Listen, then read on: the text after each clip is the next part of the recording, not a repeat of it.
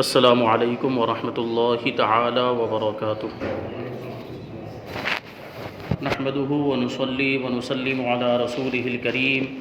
اما بعد فاعوذ بالله من الشیطان الرجیم بسم اللہ الرحمن الرحیم ان اللہ وملائکته یصلون علی النبی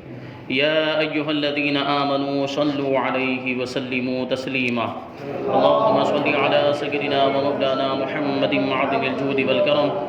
وآلہ الكرام وابنہ الكریم وبارک وسلم صلاة وسلاما علیک یا رسول اللہ صلی اللہ تعالی علیہ وسلم۔ عزیزان ملت اسلامیہ، ہجرت کے تیسرے سال کے واقعات کا بیان جاری و ساری ہے، اور اس سال کا سب سے بڑا جو واقعہ ہے وہ ہے جنگ احد۔ اس کے بارے میں بیان کیا گیا کہ جنگ احد، ظاہر سی بات ہے کہ جنگ بدر میں جو کفار و مشرکین کے جو لوگ اور جو ان کے سردار قتل کر دیے گئے تھے، تو ان کا انتقام لینے کے لیے یہ جنگ لڑی گئی تھی، اور انہوں نے کفار و مشرکین نے پوری تیاری کر کے مدینہ منورہ پر حملہ کرنے کے لیے وہ روانہ بھی ہو گئے، اور ادھر مسلمانوں کو بھی ان کے لشکر کی تیاری کے بارے میں ساری معلومات حاصل ہوئی، تو مسلمانوں نے بھی ان کے مقابلے کے لیے تیاریاں شروع کر دی، اور مسلمانوں کا لشکر بھی تیار ہو گیا، اور یہ فیصلہ ہوا کہ مدینے کے باہر نکل کر کفار کا مقابلہ کیا جائے۔ تو حضور اقدس صلی اللہ علیہ وسلم نے انصار کے قبیلہ اوس کا جھنڈا حضرت اسید ابن حضیر رضی اللہ تعالیٰ عنہ کو عطا فرمایا، اور قبیلہ خزرج کا جھنڈا حضرت حباب ابن منذر کو، اور مہاجرین کا جھنڈا حضرت علی رضی اللہ تعالیٰ عنہ کو عطا فرمایا، اور 1000 کی فوج لے کر مدینے سے روانہ ہوئے۔ اب یہ یاد رکھیں کہ مدینہ منورہ سے جب روانہ ہوئے تو 1000 کی تعداد تھی مسلمانوں کی۔ شہر سے نکلتے ہی آپ نے دیکھا کہ ایک فوج چلی آ رہی ہے، ایک طرف سے، ایک سائیڈ سے ایک بہت بڑی فوج چلی آ رہی ہے۔ تو آپ نے پوچھا کہ یہ کون لوگ ہیں؟ لوگوں نے عرض کیا، یا رسول اللہ صلی اللہ تعالیٰ علیہ وسلم، یہ رئیس المنافقین عبداللہ ابن ابی کے حلیف یہودیوں کا لشکر ہے جو آپ کی امداد کے لیے آ رہا ہے۔ تو آپ نے ارشاد فرمایا کہ ان لوگوں سے کہہ دو کہ واپس لوٹ جائیں، ہم مشرکوں کے مقابلے میں مشرکوں کی مدد نہیں لیں گے۔ یہودی بھی مشرک اور مقابلہ جن سے تھا وہ بھی مشرک، تو نبی پاک صلی اللہ علیہ وسلم نے یہودیوں کی مدد لینے سے انکار کر دیا۔ چنانچہ یہودیوں کا یہ لشکر واپس چلا گیا، اور چونکہ ان کو عبداللہ ابن ابی منافق لے کر آیا تھا تو اس کو بھی برا لگا کہ میں یہودیوں کو تیار کر کے لے کر آیا، ان کی ذہن سازی کی کہ مسلمانوں کی مدد کریں، اور پھر حضور صلی اللہ علیہ وسلم نے ان کی مدد لینے کے لیے منع فرما دیا۔ بہرحال وہ لشکر واپس ہو گیا۔ پھر عبداللہ ابن ابی جو منافقین کا سردار تھا، یہ بھی جو 300 آدمیوں کو لے کر حضور صلی اللہ علیہ وسلم کے ساتھ آیا تھا،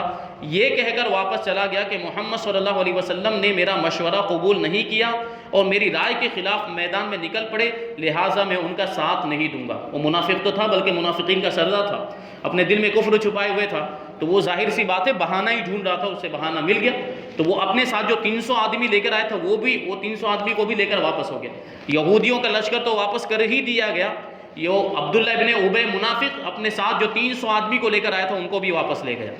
عبداللہ ابن ابی کی بات سن کر قبیلہ خزرج میں سے بنو سلمہ اور قبیلہ اوس میں سے بنو حارثہ کے لوگوں نے بھی واپس لوٹ جانے کا ارادہ کر لیا، مگر اللہ تعالیٰ نے ان کے دلوں میں اچانک محبت اسلام کا ایسا جذبہ پیدا فرما دیا کہ ان لوگوں کے قدم جم گئے۔ چنانچہ اللہ تعالیٰ نے قرآن مجید میں ان لوگوں کا تذکرہ فرماتے ہوئے ارشاد فرمایا، اذ ہمت طائفتان منکم ان تفشلا واللہ ولیہما وعلی اللہ فلیتوکل المؤمنون۔ جب تم میں سے 2 گروہوں کا ارادہ ہوا کہ نامردی کر جائیں، یعنی بزدلی دکھائیں، میدان چھوڑ کر بھاگ جائیں، اور اللہ ان کا سنبھالنے والا ہے، اور مسلمانوں کو اللہ ہی پر بھروسہ کرنا چاہیے۔ یعنی اللہ تبارک و تعالیٰ نے ان کے دل میں اسلام کی محبت ڈالی، تو جو انہوں نے لوٹنے کا، واپس ہو جانے کا جو ارادہ بنایا تھا وہ ارادہ ترک کر دیا، اور پھر جنگ لڑنے کے لیے تیار ہو گئے۔ اب حضور صلی اللہ علیہ وسلم کے لشکر میں کل 700 صحابہ رہ گئے تھے، نکلے تھے تب کتنے تھے؟ 1000، لیکن چونکہ 300 جو تھے وہ عبداللہ ابن ابی کے ساتھ واپس ہو چکے تھے، تو اب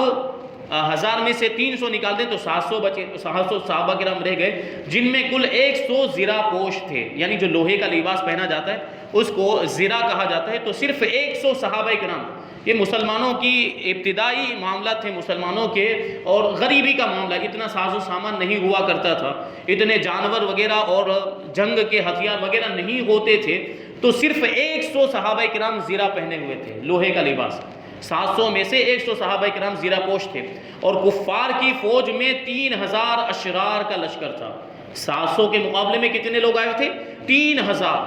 جن میں 700 زیرہ پوش جوان تھے۔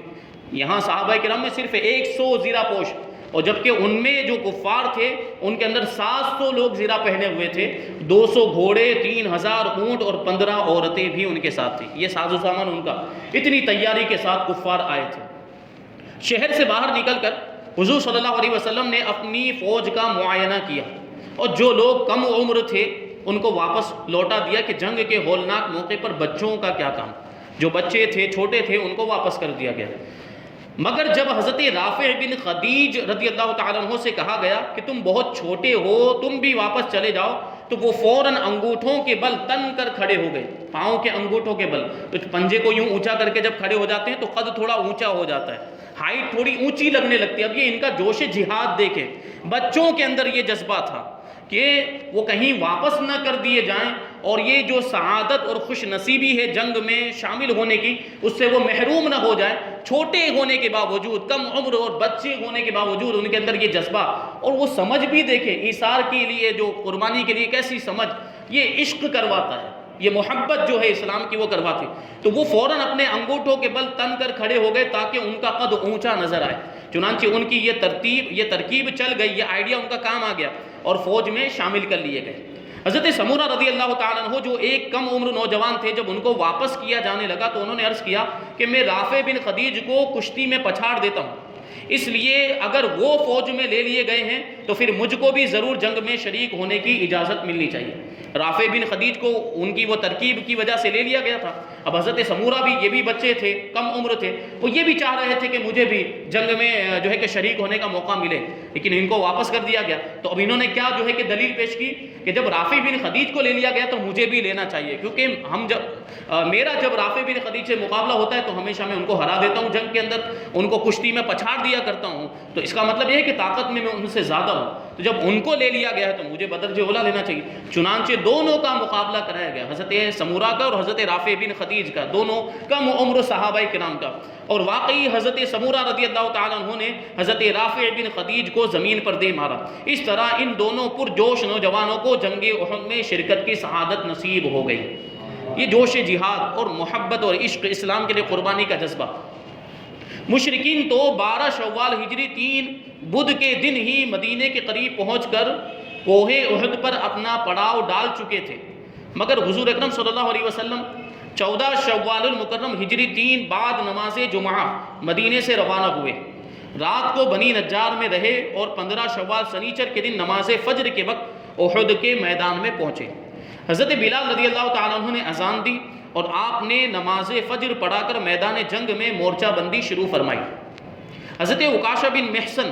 اسدی کو لشکر کے میمنہ یعنی دائیں بازو پر، لشکر کے جو حصے ہوتے ہیں یہ دائیں حصے کو میمنہ کہا جاتا ہے، اور بائیں طرف جو الٹے ہاتھ کی طرف جو حصہ ہوتا ہے اس کو میسرہ کہا جاتا ہے۔ آگے جو لوگ چل رہے ہوتے ہیں ان کو مقدمۃ الجیش کہا جاتا ہے، اور بیچ میں جو حصہ ہوتا ہے اس کو قلب کہا جاتا ہے۔ قلب کا مطلب دل، تو بیچ کا جو حصہ ہوتا ہے وہ دل کی حیثیت رکھتا ہے، اور پیچھے جو حصہ ہوتا ہے اس کو ساقہ کہا جاتا ہے۔ تو یہ ترکیب، اس طریقے سے ترتیب جو ہے لشکر کی اللہ کے رسول صلی اللہ علیہ وسلم نے جمع کی، اور حضرت عکاشہ بن محصن اسدی کو لشکر کے میمنہ یعنی دائیں بازو پر، اور حضرت ابو سلمہ بن عبد الاسد مخزومی کو میسرہ یعنی بائیں بازو پر، اور حضرت ابو عبیدہ بن جرہ اور حضرت سعد بن ابی وقاص کو مقدمہ یعنی اگلے حصے پر، اور حضرت مقداد بن عمر کو ساقہ یعنی پچھلے حصے پر افسر مقرر فرمایا۔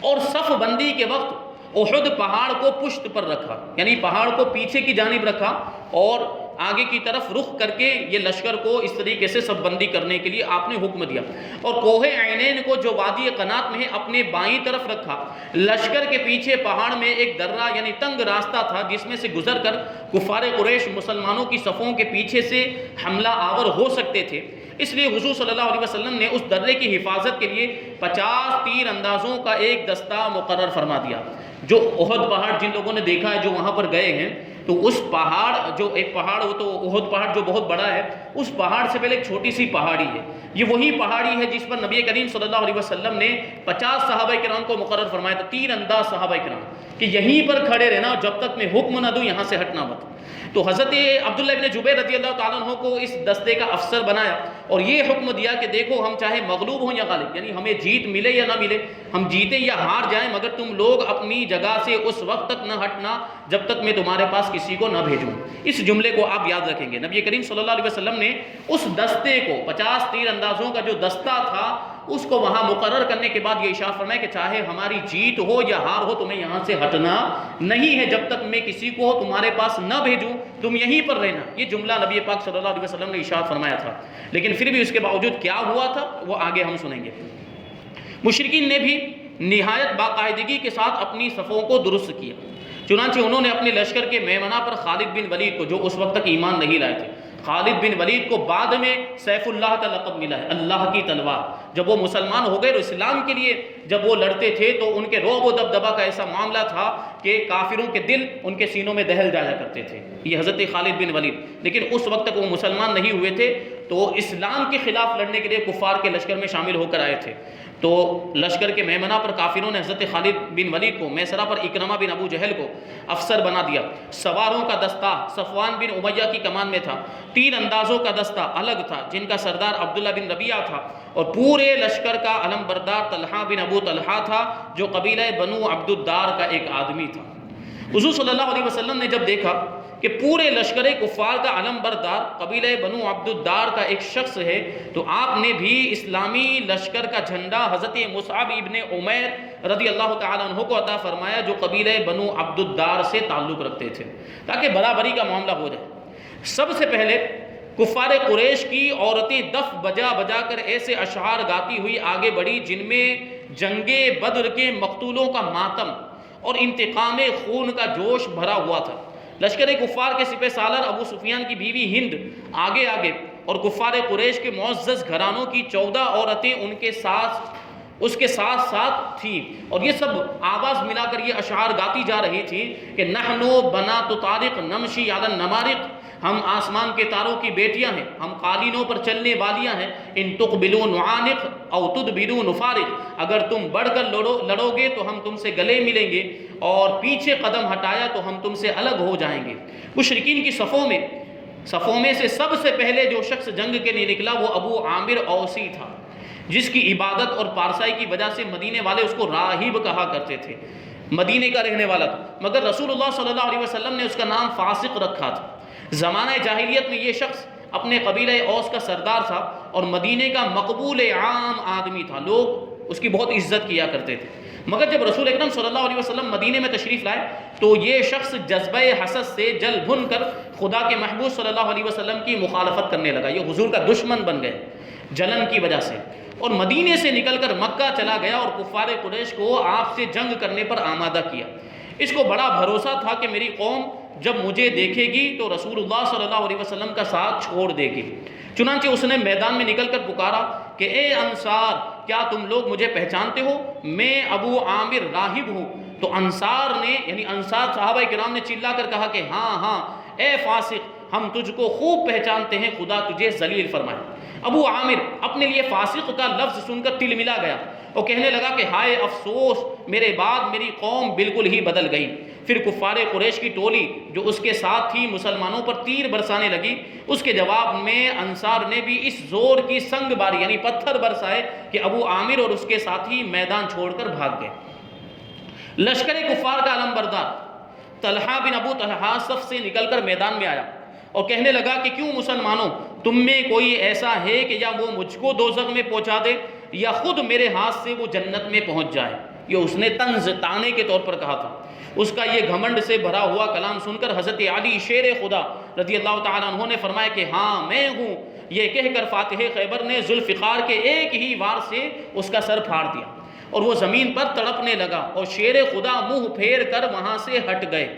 یعنی اس کے سر کو تن سے جدا نہیں کیا، سر پھٹ گیا، دو حصے ہو گئے، لیکن سر ابھی جو اس کا تھا وہ گردن سے لگا ہوا تھا۔ لوگوں نے پوچھا کہ آپ نے اس کا سر کیوں نہیں کاٹ لیا؟ تو شیر خدا نے فرمایا کہ جب وہ زمین پر گرا تو اس کی شرمگاہ کھل گئی اور وہ مجھے قسم دینے لگا کہ مجھے معاف کر دیجئے، اس بے حیا کو بے ستر دیکھ کر مجھے شرم دامنگیر ہوئی، اس لیے میں نے اپنا منہ پھیر لیا۔ یہ اسلامی حیا ہے کہ کفار ہیں اور مقابلہ کرنے کے لیے آئے ہیں اور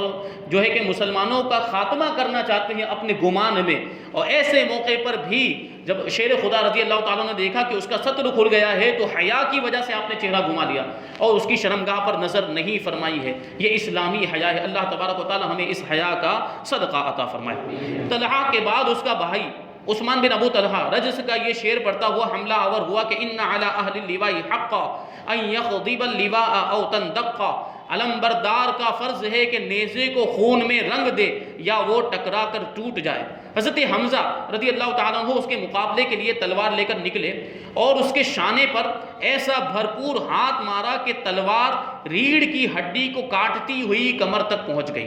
یہاں شانے پر، کندھے پر ایسی تلوار ماری کہ یہاں سے کاٹتے ہوئے وہ تلوار یہ ریڑھ کی ہڈی کو چیرتی ہوئی کمر تک پہنچ گئی، اور آپ کے منہ سے یہ نعرہ نکلا کہ انا ابن ساق الحجیج، کہ میں حاجیوں کو سیراب کرنے والے عبد المطلب کا بیٹا ہوں۔ یہ بہادری حضرت امیر حمزہ رضی اللہ تعالیٰ عنہ کی۔ اس کے بعد عام جنگ شروع ہو گئی اور میدان جنگ میں کچھ تو خون کا بازار گرم ہو گیا۔ حضور اقدس صلی اللہ علیہ وسلم کے دست مبارک میں ایک تلوار تھی جس پر یہ شعر کندہ تھا، لکھا ہوا تھا کہ فی الجبن عار وفی الاقبال مکرمۃ والمرء بالجبن لا ینجو من القدر، کہ بزدلی میں شرم ہے، یہ حیا کی بات ہے، اور آگے بڑھ کے لڑنے میں عزت ہے، اور آدمی بزدلی کر کے تقدیر سے نہیں بچ سکتا۔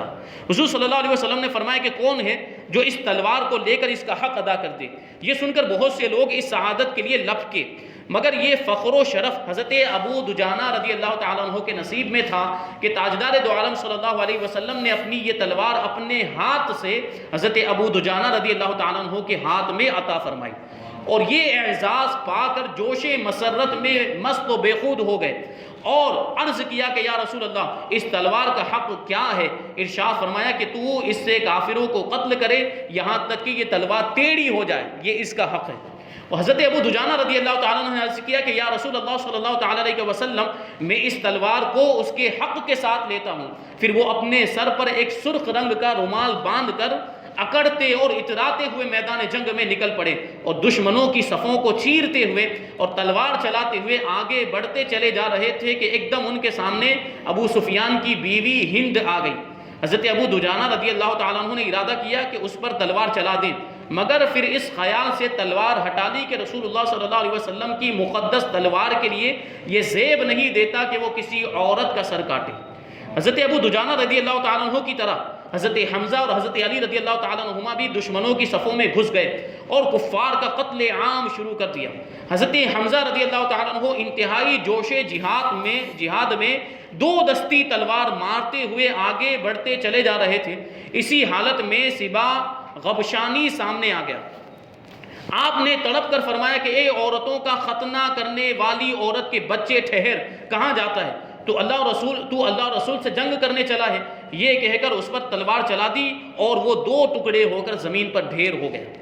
وحشی جو حبشی غلام تھا اور اس کا آقا جبیر بن مطعم اس سے وعدہ کر چکا تھا کہ تو اگر حضرت حمزہ کو قتل کر دے گا تو میں تجھ کو آزاد کر دوں گا۔ وحشی ایک چٹان کے پیچھے چھپا ہوا تھا اور حضرت حمزہ رضی اللہ تعالیٰ عنہ کی طاق میں تھا۔ جو ہی آپ اس کے قریب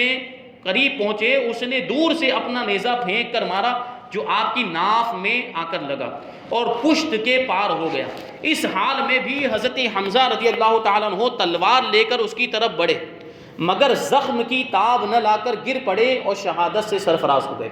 اس طریقے سے حضرت امیر حمزہ رضی اللہ تعالیٰ عنہ کی شہادت ہوئی۔ آپ کو سید الشہداء بھی کہا جاتا ہے اور میدان احد کے اندر آج بھی آپ کا مزار پاک موجود ہے۔ اللہ تبارک و تعالی ہم سب کو اس کی زیارت نصیب فرمائے۔ کفار کے علم بردار خود کٹ کٹ کے گرتے چلے جا رہے تھے، مگر ان کا جھنڈا گرنے نہیں پاتا تھا۔ ایک کے قتل ہونے کے بعد دوسرا اس جھنڈے کو اٹھا لیتا تھا۔ ان کافروں کے جوش و خروش کا یہ عالم تھا کہ جب ایک کافر نے، جس کا نام ثواب تھا، مشرکین کا جھنڈا اٹھایا تو ایک مسلمان نے اس کو اس زور سے تلوار ماری کہ اس کے دونوں ہاتھ جو ہے کٹ کے زمین پر گر پڑے مگر اس نے اپنے قومی جھنڈے کو زمین پر گرنے نہیں دیا۔ معاملہ یہ تھا کہ جھنڈا گر جاتا ہے تو پھر ہمت ٹوٹ جاتی ہے، تو اسی وجہ سے وہ جھنڈے کو گرنے نہیں دے رہے تھے، بلکہ جھنڈے کو اپنے سینے سے دبائے ہوئے وہ شخص زمین پر گر پڑا۔ اسی حالت میں مسلمانوں نے اسے قتل کر دیا، مگر وہ قتل ہوتے ہوتے یہی کہتا رہا کہ میں نے اپنا فرض ادا کر دیا۔ اس کے مرتے ہی ایک بہادر عورت جس کا نام عمرہ تھا، اس نے جھپٹ کر قومی جھنڈے کو اپنے ہاتھ میں لے کر بلند کر دیا۔ یہ منظر دیکھ کر قریش کو غیرت آئی اور ان کی بکھری ہوئی فوج سمٹ آئی اور ان کے اکھڑے ہوئے پاؤں پھر سے جم گئے۔ اس کے بعد حضرت حنظلہ رضی اللہ تعالیٰ عنہ کی شہادت کا ذکر ہے۔ پھر جو یہ جنگ جو ہو رہی تھی، پہلے شروع میں تو ایسا محسوس ہوا کہ مسلمان جیت جائیں گے، لیکن پھر اچانک جنگ کا پانسا پلٹ گیا اور پھر کیسے کیسے واقعات اس جنگ کے اندر پیش آئے، انشاءاللہ تبارک و تعالیٰ اس کو آگے بیان کیا جائے گا۔ اللہ تبارک و تعالیٰ ہم سب کو اسلام کے لیے جذبہ ایثار عطا فرمائے، اسلام کے لیے قربانی پیش کرنے کی توفیق عطا فرمائے، صحابہ کرام جیسا جذبہ محبت ہمارے دلوں میں بھی پیدا فرمائے۔ وما علینا الا البلاغ۔